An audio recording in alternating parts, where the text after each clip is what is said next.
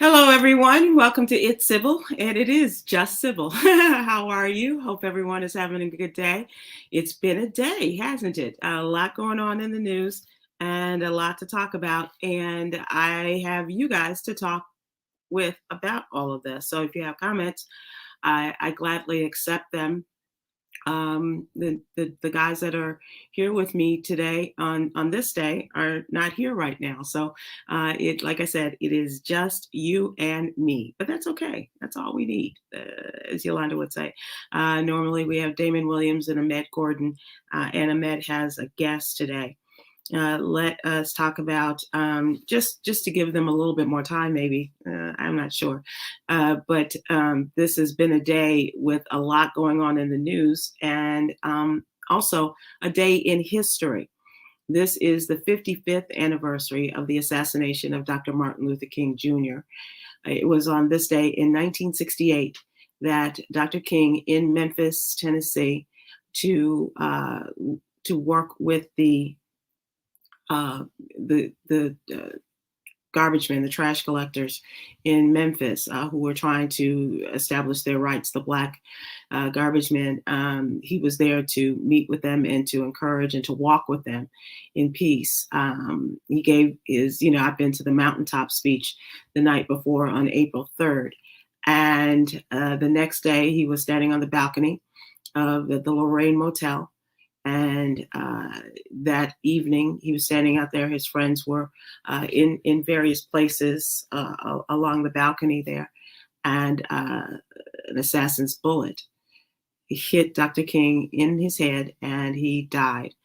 He was 39 years old, and that changed the trajectory of the civil rights movement as we know it. So this 55 years ago, before many of us were born, and I dare say you, young man, were just a gleam in somebody's eye. I'm not sure. I'm not 58. No. So inside joke. I'm 40. So no, but the impact of Martin Luther King, of course, is reflected in, I don't know if you just said this, I'm just hopping on. Hi everybody. That's mad. That's right. I saw it this morning on MSNBC, and they showed the night before, the prophetic, mountaintop speech. Right. And they played the full thing, and I'm just watching it like I ain't never seen it before. And I'm just like, it's the thing that the night before he died, he said this speech. Right. And it's probably one of the most prophetic speeches I've ever heard in my life, and one of the top speeches ever given. And it's right up there with, I Had a Dream. Right. And for him to give that speech the night before he died is just crazy to me. It really was quite crazy, and one of those was like, did he have a premonition? He had to. And I think so. But he's been to the mountaintop and said, longevity has its place in our lives, and I may not be here for very much longer, is essentially what many folks heard in looking back at this. So it was quite a day and quite a time in our history, and to have this be the anniversary on the day that a long-awaited indictment has come down against Donald Trump is really kind of weird, man. You have one of goodness and one of a man, the former president of the United States, making history for his his actions during 2016 presidential election. Right. So it's just kind of a strange combination of events, both in the past and current. Well, if it wasn't for Martin Luther King, you wouldn't have two black attorney generals going after him right now, one in Georgia and one in New York. Right. And Bragg is, indicted him. And he's not a friend of the blacks these days, as he likes to say. But you're absolutely right. It is because of the advances that the civil rights movement made in the years before Dr. King's assassination and the years following that we have Fani Willis in Georgia, that we Mm-hmm. have Letitia James in the state attorney general's office in New York, the head of New York, and then the Manhattan district attorney's office, Alvin Bragg Jr. Yeah. And it is and here's the other part about this, man, is that there aren't many people who were alive or worked with Dr. King any longer who could tell us the stories, with very few exceptions. I did see a conversation with Martin Luther King III, Yeah. and talking Wonderful. about the tenor of politics these days. Mm-hmm. Um, and it's quite distressing. And I wonder what both his parents would think about the way things are today. But he said, his father would be very disappointed in the way that things are. Because his, Martin Luther King III said that you could disagree without being disagreeable, Mm-hmm. and that's what he said his father basically preached. We can disagree, but we don't have to be disagreeable. As we Right. know with today's politics, we can disagree, and I'm gonna tear you down while I'm doing it. Right. And that's the exact opposite of how Martin Luther King worked, and how he wanted to work when it came to handling business. And so, Martin Luther King Jr. The third, was just basically saying we need to get back to some civility when it comes to just handling issues within this country, and there's just a better way of doing things. And I completely, and I mean completely, agree. I do too. I think that I think it was Reverend Al who made the point, Matt, in talking about Dr. King, that before his death, there was a large faction. There was a dichotomy in the people who supported Dr. King, those who believed in his teachings of nonviolence Mm-hmm. from Gandhi, Mm-hmm. and others who wanted to take And take Malcolm X control of route. take the situation by any means By any necessary. means necessary, right? And now it seems as though we have a lot of frustration once again in this country, and not wanting to go the legal route, but which is Sometimes it doesn't work in our favor as well. The crazy thing is, if you look back at the George Floyd, summer 2020, when you had the peaceful protest, it was like you had a mixture of the right. peaceful protests, but then you had like the Antifas and other factions using those peaceful protests to get there Mhm. by any means necessary. Right. Uh, uh, uh, you know, voices out, and so you had a clash of the two styles during that summer, which then it feels like turned everybody off. And it Right. was just like, you know what, we don't even want to deal with And it. we're losing the message. Exactly. The message gets lost because of the violence. So it's just trying to figure out a way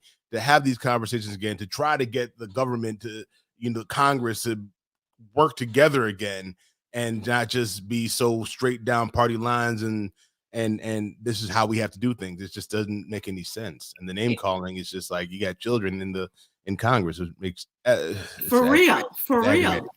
And any number of halls of the state capitals around the country are Mm-hmm. showing how we are so how we're so separate, and how do we get back to some semblance, even like you said, in our United States Congress, there doesn't even seem to be any kind of effort on one side's part to make a coalition of At people all. who are working towards the middle and trying to come to some sort of agreement and make progress in our country. Yeah. There's one side that just doesn't give a damn, and Nope. they are all about it's our way or the highway. And Mm-hmm. now we're seeing it in Tennessee, where Democratic representatives in Tennessee standing with their constituents who want changes in the gun laws. Yeah. They're going to be fired by Yeah. the Republican majority. They've been taken away. Their committees have been taken Committee away. seats. Yep.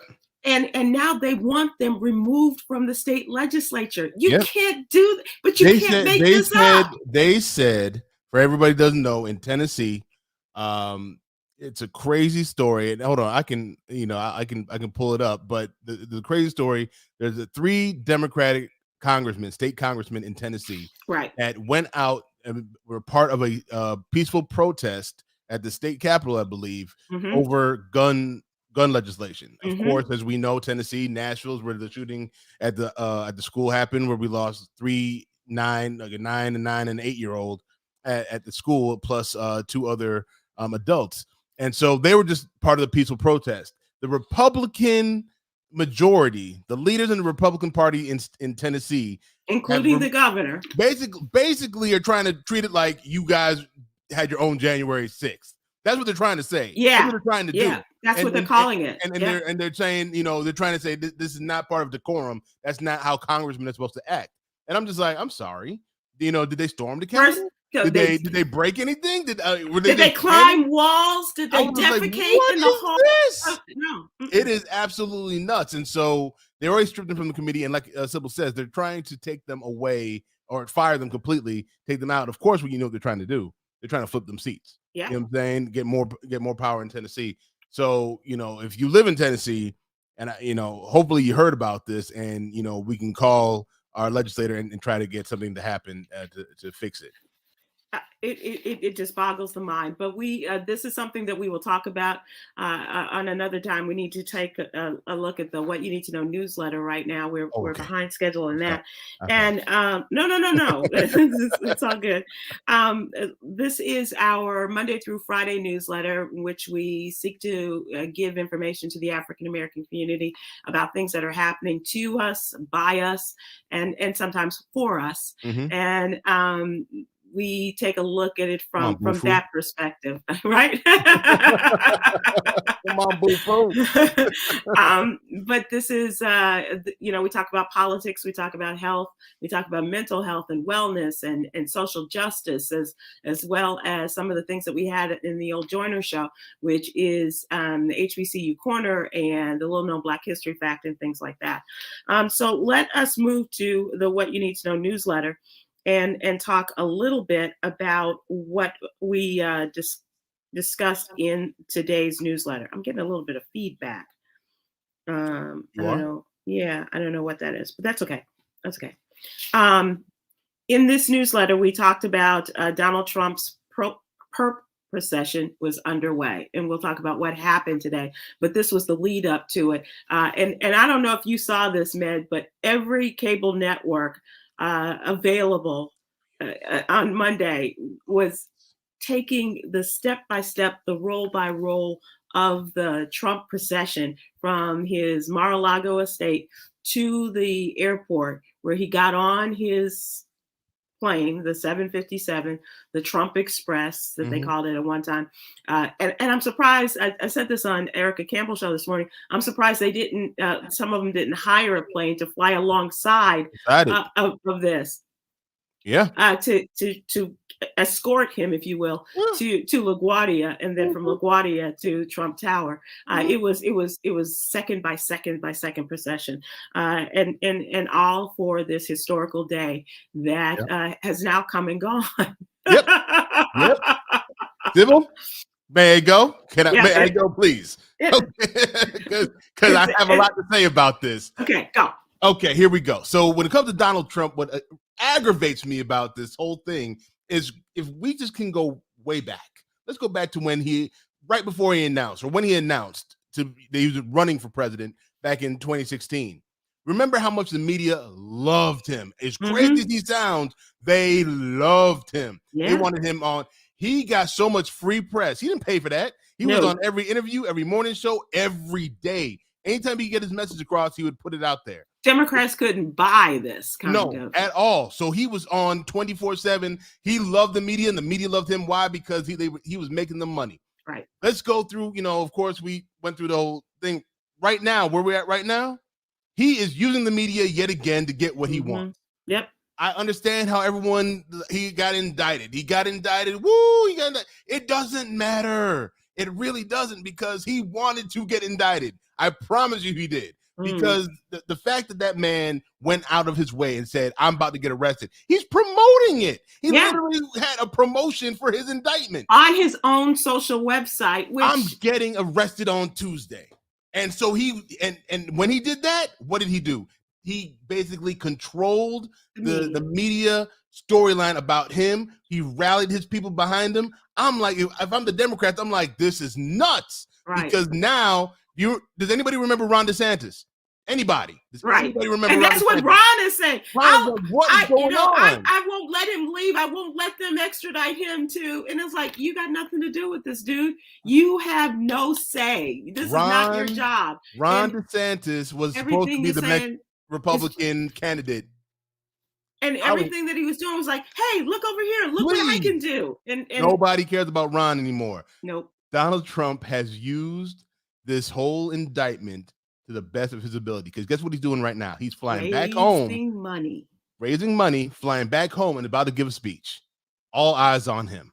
Right. All eyes on him. And if he does violate whatever constrictions the judge has put around him, he doesn't care about that either. It doesn't matter. This whole thing, and then when you read some of the charges, I'm like, this is probably the dumbest thing that you have ever. Why are we even doing this? Right. Why are we doing this? He asked y'all to do this, and then y'all did it. Donald Trump begged y'all to indict him. Y'all did. I can't wait for when they start selling his mugshot shirts. Right. That never even took place. This is something that they generated, that the Trump team generated. Yep. This has nothing to do with his being photographed, his mugshot, nothing. This is all something they did. This thing is crazy to me. I hate the fact. Make money. Right. And I just don't like the fact that I feel like everyone's getting played and Trump's playing everybody, because he wasn't doing well. You know what I'm saying? When it came to, the reelect, trying to get reelected again, it wasn't going well. Now, all hands on deck. He's ready to roll. Right. He's ready to roll. And AG Bragg had his hands all over it. Yep. It's going to be interesting to see how this all, and we will talk about what this all surrounds, because it's pretty crazy. And how, I mean, who has voice recordings anymore? But that's something we will talk about. That was revealed during today's session in the courthouse. Among the other things that we talk about quickly in the newsletter, how Americans view their jobs. Pew Research Center reveals most Black Americans are highly satisfied with their relationship with their coworkers, but relatively feel the same about their pay and opportunities for promotion. Which would make a good express yourself question. How much do you like your job, and how do you feel about your coworkers, and how do you feel about the room for improvement or for stepping up your position? Yeah, absolutely. Also, we have an article talking about knowing your blood type could save your life, because there are certain blood types which inhibit the clotting of blood, which can the blood clots, which can lead to strokes. And so there's what type of that? Well, it's type O, as a matter of fact. Do you know? And that's the other question. Do you know your blood type? I got O, baby. Okay. I'm O, baby. Okay. Yeah. I can give to all. I can't. No, right. I can receive from all, but I can't give to nobody. Right. You're universal in receipt. But I can. Y'all can save my life any day of the week. I can't do nothing for y'all. Sorry about that.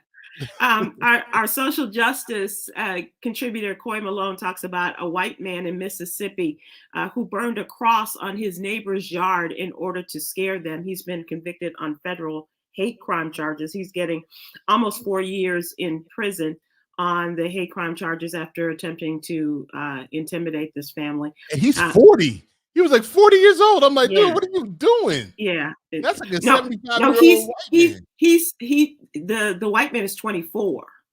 Huh? Yeah. He's a young dude. Oh, wow. Yeah. Axel Cox of Gulfport, Mississippi. And Kristen Clark, one of the shining stars of the Attorney General's office, the Department of Civil Rights Division, said this cross burning was an abhorrent act that used a traditional symbol of hatred and violence to stoke fear and drive a Black family out of their home. With it. Yeah. Yeah, a He went real old 24-year-old school. He kid. went real old school with it. Okay. Just crazy.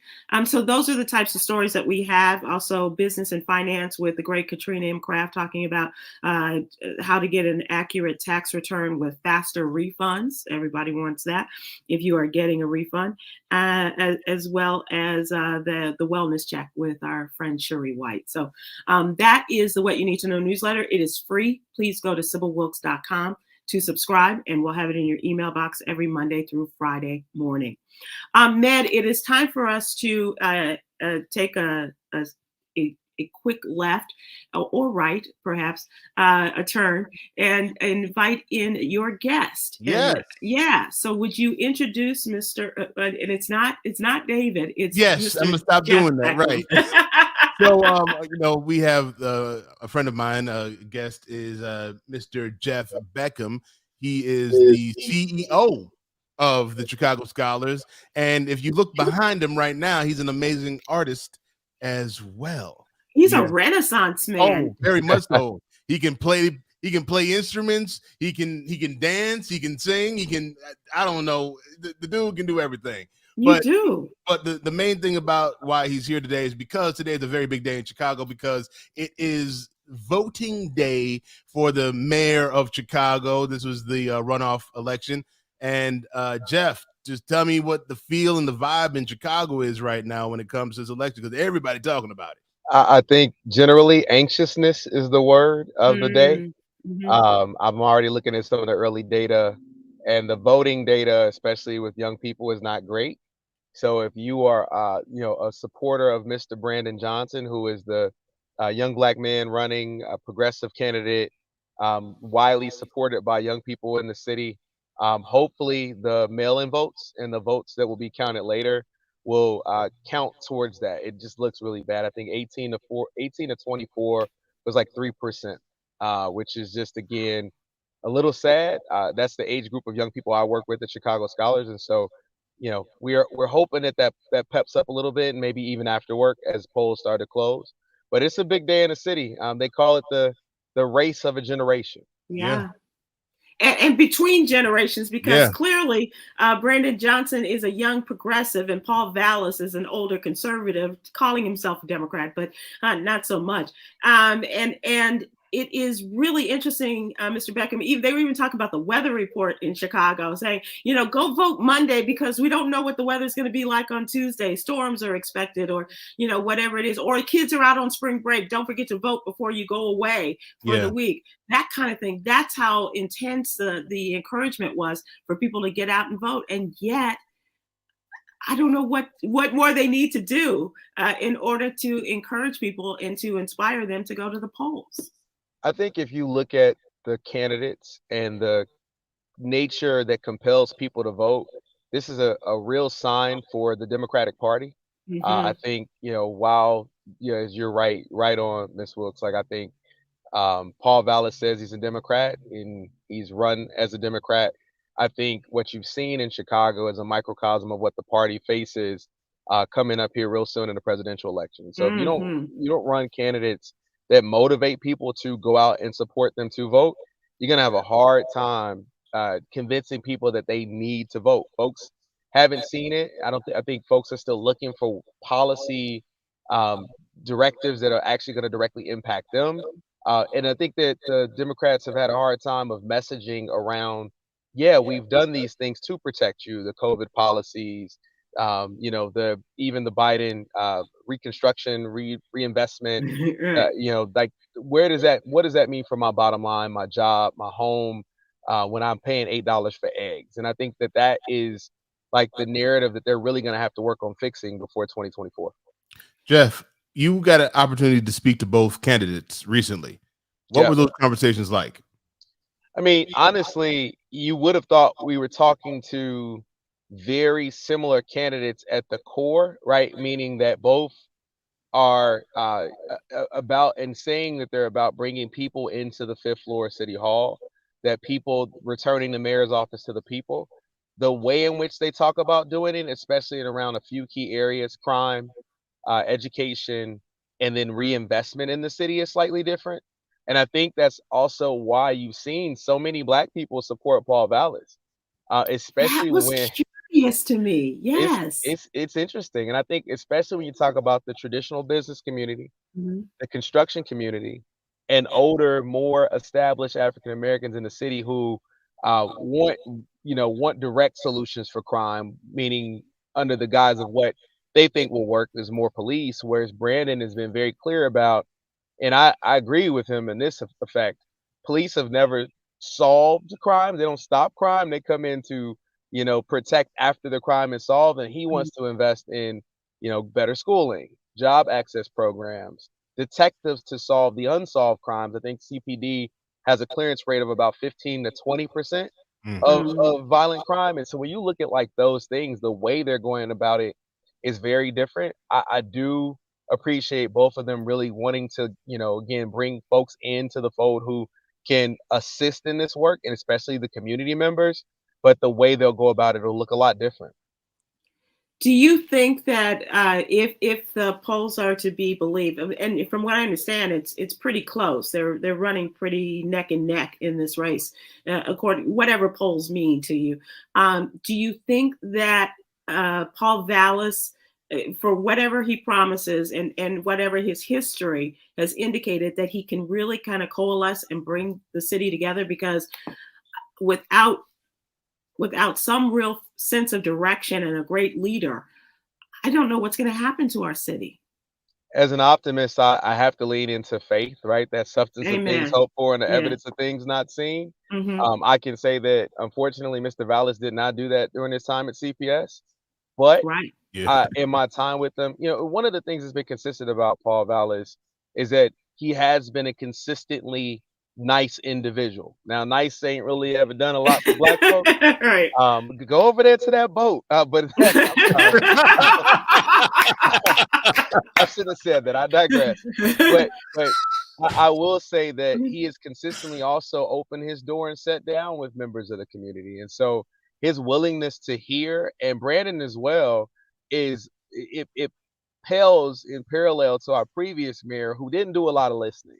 Right. Or And a lot of traveling or a to lot of traveling. yeah, Yeah, yeah. exactly. I mean, these candidates, both of them, have shown up everywhere, and they've committed to continuing to do that as elected officials. And so for me, I'm a big believer in human-centered design, right? Mhm. Design thinking, like doing empathy interviews to actually listen to the constituents to build policies that work. Both of them have shown that they're willing to do that. And I don't think whether it's Brandon or Paul, either one of them will get in and have blanket carte blanche control of the fifth floor of this. You still got a city council that has 12 new aldermen that will look a lot different. The composition will look a lot Mhm. different. Both of these individuals, neither one of them are Latinx, and they're going to have to work with the Latinx caucus, which is very strong and has very direct ideas about what they have worked to build a coalition.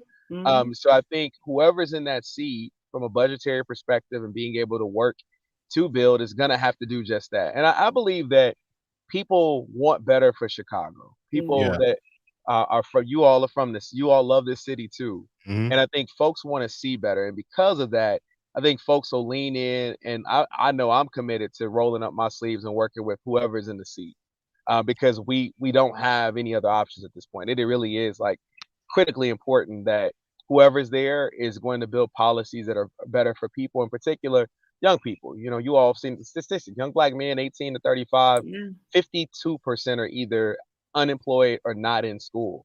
That's not sustainable. And so I hope that the willingness and what they say they want to do and plan to do as electeds in the seat, they'll come to that time they'll do it when they're elected. Now, Jeff, you are the CEO of the Chicago Scholars, and you did mention earlier that the voting from the younger people was abysmal. You know what I'm Yeah. saying? So, what are they telling you? Like when you talk to the young people, what are they telling you about voting? Why they don't care about voting? Whether Voting doesn't matter to me. yeah, It's exactly. not. What are they telling you the reason for the non-interest? Yeah, I mean, the majority of them have bought into the fact that the candidates in place, whether it's right or left, are not for them. That the policies being created don't impact them. I think that goes back to the earlier point around messaging. Mhm. Historically, I think Republicans have always done a better job around messaging and being direct Yeah. around what their policies are and what they will do. And I think in Illinois, which is largely it's a supermajority blue state now, Yeah. they have to get better at that so young people feel compelled to vote. But I also think like being included in the process would be very helpful. I made a comment when Governor and I like Governor Pritzker. I'm a big fan of his. I think he's done great things for the state and more to come. But I did make a comment that when I was at his election celebration event, I looked on the stage and I didn't see any young black men. Right. And a couple reps that follow me online, social media, reached out and said we need to work to change that. And I've had some conversations to work to change that. But I think like a youth coalition and being able to be more vocal in like what's happening in our city would be really helpful, as opposed to where so many young people feel that they're always, castigated as the problem of the city. And we should be looking at them as the solution, because if we, I'm not a spring chicken anymore, and the people that I'm working with and around aren't. And so like the young people, we need to prepare them to have next, so that we aren't looking at folks that are 70, no, not to be ageist, but Right. by the time I'm 70, I sure hope that I'm painting on an island somewhere and not trying to run for mayor. Okay. Mhm. Like I want to hand this thing off to young people who have the Hmm. energy, the wisdom, and the actual access to the people to get things done. And I think that that's the part that we're still missing in this city. That I think that's why so many people were hopeful for Brandon Johnson candidacy. This is the first time in my lifetime that a young black man that's less than, the age, whatever, has actually had a real shot at that seat in City Hall since I've been before I was a kid, before Harold Washington, right? And Right. so, Right, right, Right. right. it was excitement there. The sad part is, I think, whether there was enough done, and we don't know yet, whether there was enough done to generate that excitement amongst a group of people who felt disconnected and Hmm. disenfranchised in young black men, it actually translated. I don't know. And whether I always tell, we sent a message out this morning. We work with 5,500 first generation low income students from Chicago at Chicago Scholars, and we just told them go vote. Like, take the authority, take your civic duty and responsibility seriously, and go use your voice. But we need more of that. Yeah. It's 120,000 odd, or 120 or 60,000 odd high schoolers. But if you look right now, about 30,000 18 plus between the juniors and seniors in high school. That's a voting block. Right. Yeah, That's Um, major. that's That's a major. major. That's a shift right yeah. there in the outcome there Yeah. for sure. Yeah. Are they still do? First of all, explain to people what your organization is and what you do. Yeah, so Chicago Scholars is the largest college access nonprofit in the city. We help over 5,000 first gen and low income students, and first gen meaning first in their families to go to college, or from low income families get to college and then complete college. We provide college counseling and mentors. Typically in Chicago public schools, a student may get an hour to an hour and a half of college counseling, Hmm. but in our program, we provide anywhere between 13 to 16 hours of counseling. They get 2 to 3 adult mentors that stay with them from the time they're juniors in high school through college into career. We even have a jobs program that we do with like Sterling Bay and the CTA and many, many other companies. And so we provide scholarship resources, counseling, job counseling. We pay for leadership initiatives for students who don't have money to study abroad. We'll help with that. We'll help them basically be the rich uncle that they need to get to through college and into Yeah, jobs. yeah. So you're like the modern day Silas Purnell, the way that was for me when I was growing up. That is so funny because that's so humbling. I love Mr. Purnell. He helped my dad get into UIC. He told me when I was 16 and I did the college tour at Chicago State that he'd Hmm. give me any HBCU I wanted to for free. And I can't even it being echoed in that same arena means a ton. But I do recognize, I kind of thought about that the other day in terms of black men in this space. I'm one of the few on this side of the world. There are many in school, many educators doing this, and I kind of bond with my brothers. But on the nonprofit supplementary side, Yeah, I'm one of the very few in the city. So, wasn't my background. Med knows my background is actually in computer engineering, but yeah. I got so frustrated that there weren't kids that I could hire. I said, let me go help build them. Let me go Find it help and them. build it up. Right. Let me Yeah. find them. Yeah. Right. We Yeah. go build that pipeline. And so, and the interesting thing that you said was that youth coalition. Is there a way, and again, I don't know the legalities of this thing. I don't know how, because you and I have had conversations before where you couldn't say certain things because of your position. Are there ways for you to use Chicago Scholar to create those kind of coalitions, or would that have to be something outside of that? Because I'm just thinking with the 5,500 kids that you are impacting, and then alumni of the Chicago Scholars, you could create something that's so powerful in Chicago. But I don't know what the legalities or what you can or can't do, or even say, sir. Or but what I'm the asking laws anyways. allow you to, or Yeah. of your organization. So we can't lobby, we can't endorse candidates, but we absolutely can build advocacy boards. And Got so it. one of the things I've asked both candidates, and they both nodded in agreement, is helping through Chicago Scholars, but not just our org alone. We have a lot of great partners in the city doing this work, whether it's Link Unlimited Scholars and Braven, One Goal, Posse, the Academy Group. I mean, there's so many really dynamic programs in Chicago that I tip my hat to. Hope Chicago. We can build that together. And they both said yes to that. I think the other opportunity in terms of like what's on the table is the elected school board is coming. And if y'all want to Yeah. have a conversation, I'll come back for that. Like the way that there's an equity fight on the table for that. But I think one of the things that I hope in that, and as the state is starting to build the legislation around what that'll look like, is that they'll have youth as part of that elected school board, similar Oh, that they wow. do for local school councils. A student at every school sits on the elected local school council. They need to do the same for the upcoming elected school board that'll have 21 seats that will dictate what happens in our schools. Jeff Beckham, you have to come back. Please do. I think we've just scraped the top of the surface of this conversation. Jeff Beckham is the CEO of Chicago Scholars, and as you heard, not only a computer guy, he's a gifted artist and involved in civic engagement. Right. Exactly. So Jeff, how can people follow you? Yeah, I'm Jeff Beckham on every social network, at Jeff Beckham on Instagram, Jeffrey Beckham on LinkedIn. You might see my dad because I'm junior. But please reach out, and looking forward to connecting. Med knows we built this really crazy mobile app that basically is taking our curriculum and providing it to kids all over the country. So if you're an educator or a career partner looking for young, diverse talent, please contact me. And then chicagoscholars.org is our website to learn more about our program. And how do they get the art? How do they get the art? Exactly. That was my question, man. And art by Jeff Beckham. And please check out the art. I actually have a shoe coming on May 4th, which is exciting. That is featuring my art too as well. So a lot of cool things happening in art as well. This piece behind me just finished. It's a digital piece of mine. And yeah, I've got a whole series of Black men praying that I love painted that. recently. I absolutely love that. This has been great. Thank you so much. Please promise that you'll come back and we'll continue our conversation, because there's going to be a lot after tonight or tomorrow, whenever the election results come in. We appreciate it.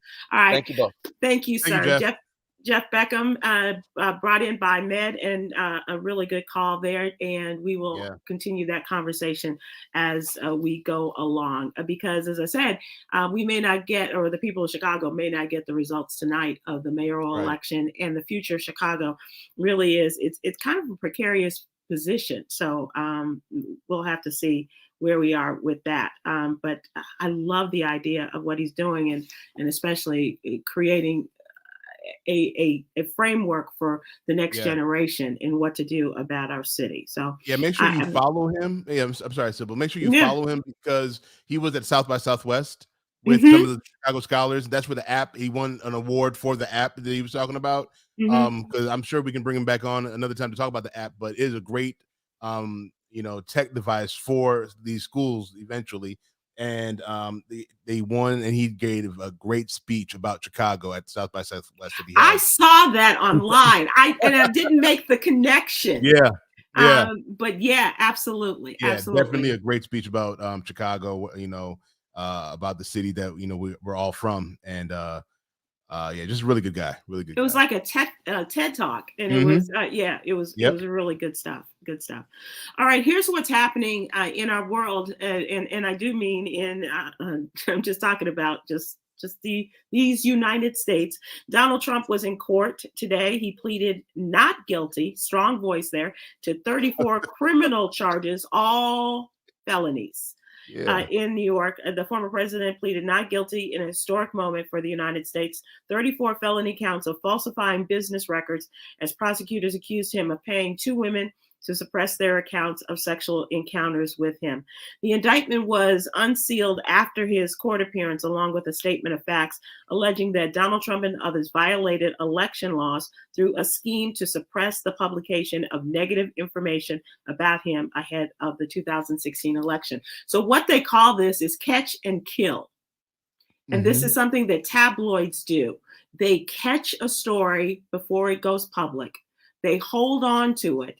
And then they pay the person that brought the story to them not to go further with it and kill the story. And that is what happened with Donald Trump and 2 women, Stormy Daniels, the adult film star, as well as Karen McDougal, who is a former Playboy model. And there's a third person, man. Oh, they found a third person? They got a third. So check this out.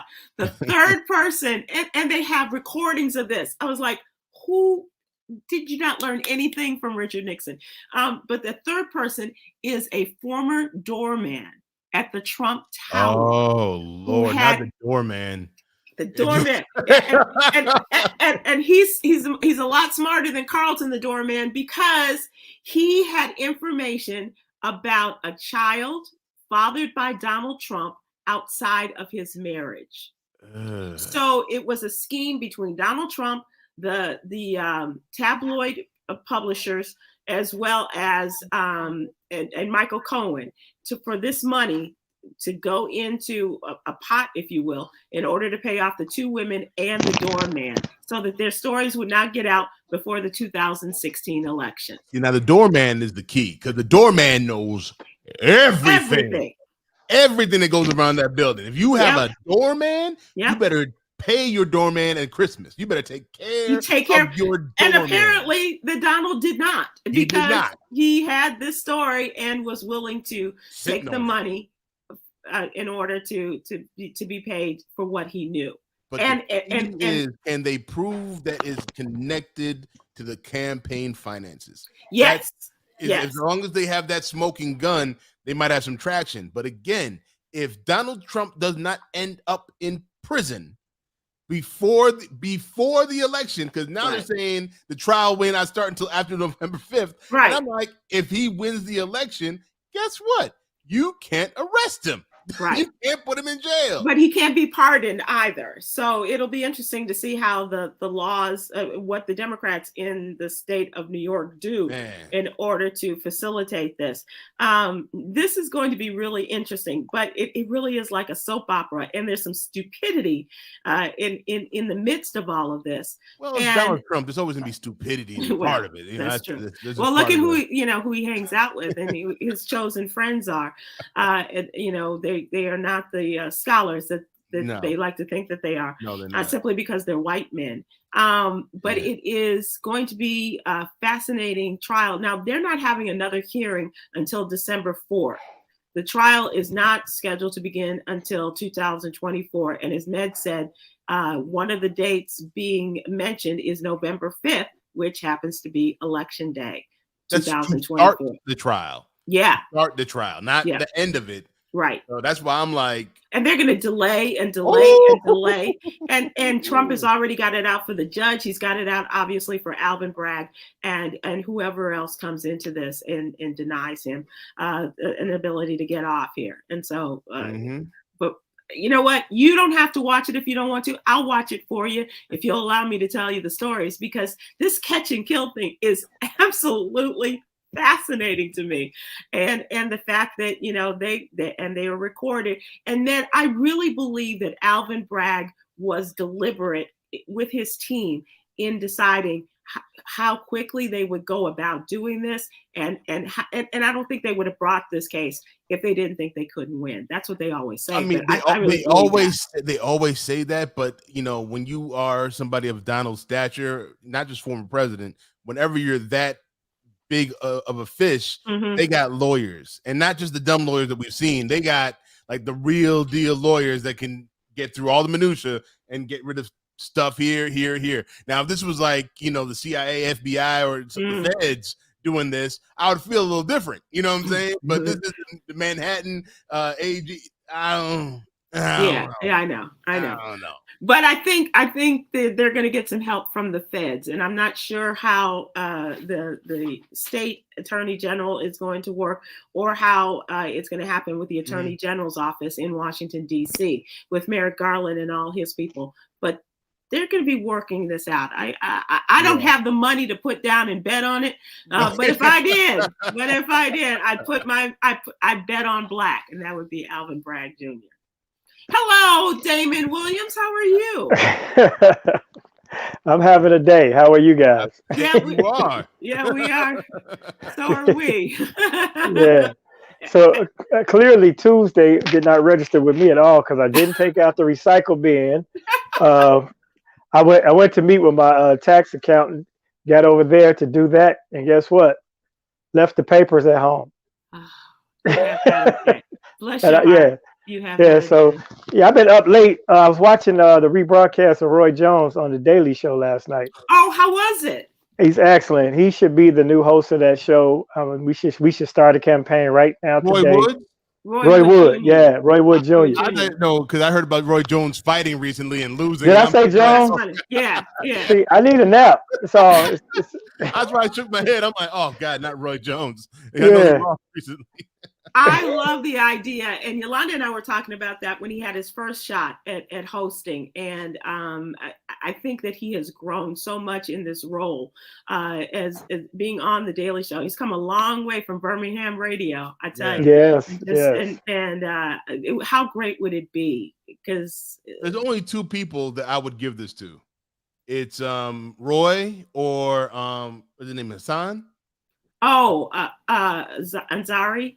Yeah, like the good hair. With the little pompadour. I thought you were talking about Aziz, but it is. His name is Hassan. Yeah. So those are the only two that I would give the show to permanently. And I'm glad you said I haven't seen Roy yet, but I think my greatest fear, because everyone didn't want Roy to get it, is that he turned out to be LeVar Burton. I'm like, please don't be LeVar Burton. And because I remember how bad we're like, man, LeVar. And when I saw LeVar, I'm like, yeah. No, that's not the case this time. And we don't have any black late night talk show hosts, male or female. Let's talk about it.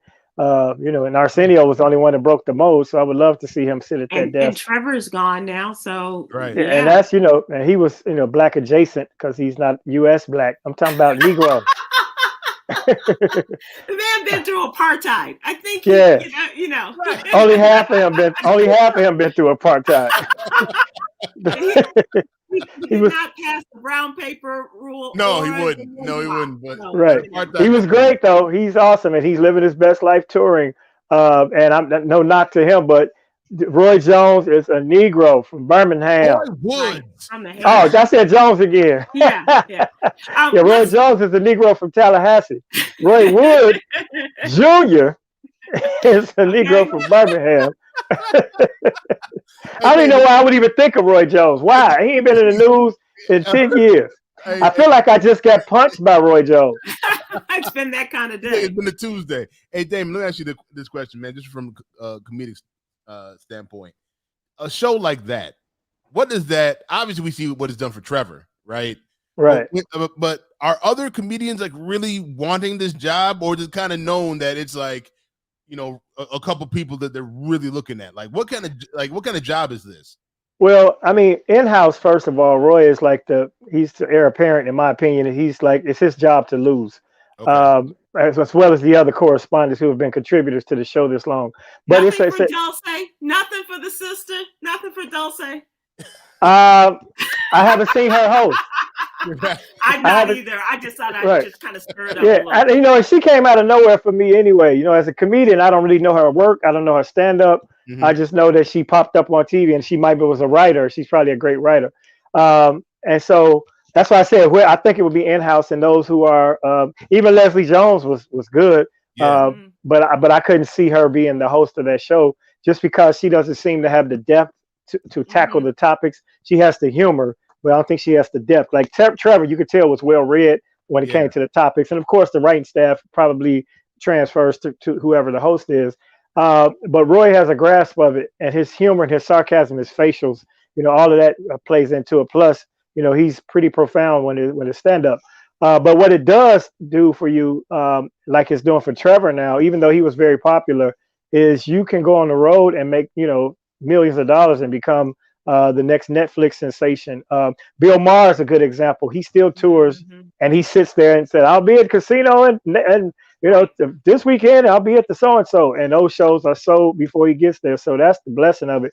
The grind of it is though it's the 5 nights a week and having to go to meetings and have writer sessions and have a job, and that's something that you got to be careful with if what you ask for. Even people who get sitcoms like Bernie, I watched him almost work himself literally to death trying to get to syndication doing his show.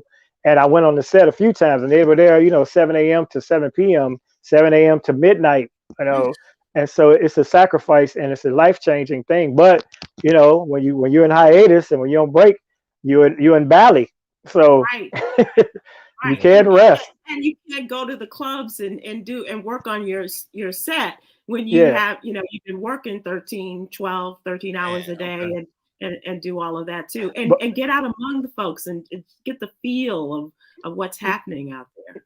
Yeah, the cool thing about even when we were on the Tom Joyner Show as a comedian, you're fed constant information and topics. Even with this show and talking to you guys is why I do it. It's just to be abreast of things. It gives you something to feed off of. It gives you a connectivity to an audience. And so, it's helpful.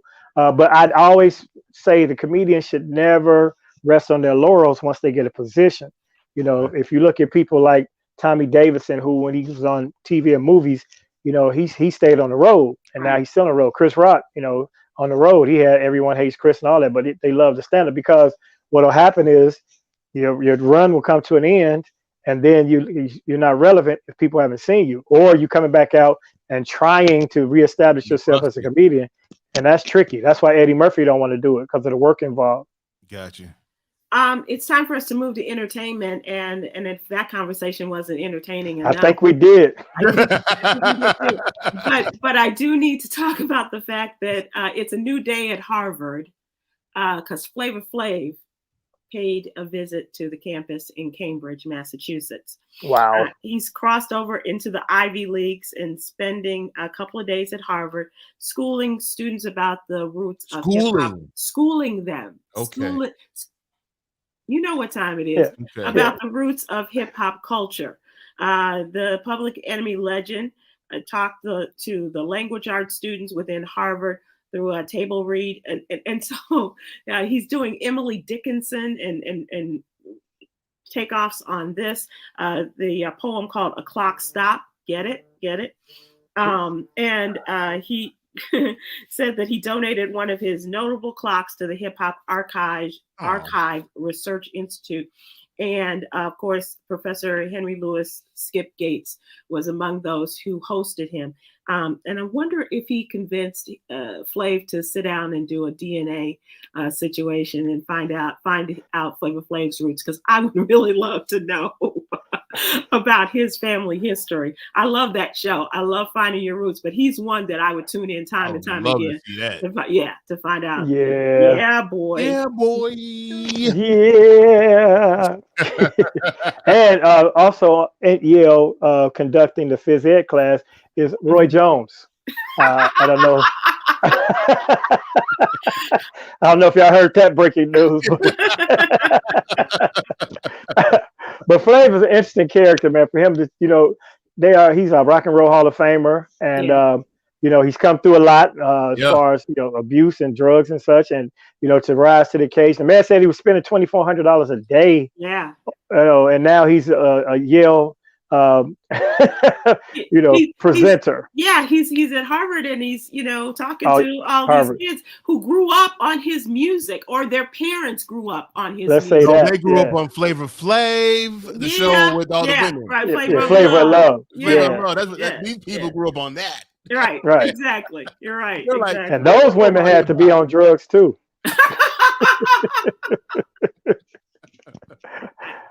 I'm not mad at you for that, Damon. Man. So it'll be interesting to see how that all plays out. I didn't see if he's going to be a part of the Hasty Pudding. That's their big event where they invite stars to come in, and the men, and I'm not sure if this is even allowed anymore, because the men dress up in drag, and they have these big parades and everything, and they're wined and dined at Harvard. I would like to see him meet up with the Supreme Court Justice Ketanji Brown Jackson. I'm just thinking that would make for an interesting combo platter. Flav and Ketanji. So. I'd like to see him do some DNA on Lil Boosie and see if they related. Yeah. Yeah, boy, for sure. Let us check out. I know it seems like you just got here, Damon, but it's time for our daily inspiration. And creative expression is the gift that you give to your soul to thrive. That is our jewel for today. Creative expression is the gift that you give to your soul to thrive. So we're going to inject some creativity and some other gifts to you, Damon, and put you on the right track for tomorrow as you start your day over. Well, thank you. I'm going to hopefully a victory celebration because it's voting day in Chicago. Mm-hmm. So I'm going to one of our friends that's a trustee in the suburbs. There we're going to try to hit whatever happens with the city. So that's very important today. Hopefully everybody got out and voted. And Sherry Shepherd is doing riddles April 28th and 29th. It's official. Tickets are on sale. So that's awesome. G-Thang will be there this weekend. And I'll be in Dayton. Yes. Dog it. Love the G. Love the G. Aloha. I'll be in Dayton. And he's a married man, and he could say that. So please support our boy. Go to Riddles on the weekend. Sherry Shepherd coming the last of April, and Damon in Dayton this weekend. That the land of funk. Yes, it definitely is. Absolutely. Ahmed, thank you so much for coming on a little earlier than some people today, and for bringing a really great guest. And so we will see you all. Well, there it was. Serendipity. You didn't even need me. We always need you. We always need you. Won't happen again. I promise. I'm going to set a little, some type of mental alarm. I know that's right. I know that's right. I have to do taxes, though. And Damon knows Jeff. Damon knows Jeff. Actually, Jeff Beckham came on with us today. Nice. And I was like, man, you know Damon, come on with us. I'm like, where Damon at? If it's Tuesday, it must be at Sybil with Ned and Damon, except for some people who couldn't get the Tuesday thing right. I understand. One of us going to be late. Right. I know. I was on a good roll, too. You were. But this is a better role. This is a great way to end it. Thanks, everybody. We appreciate you. We'll see you again soon. Aloha. A gooder.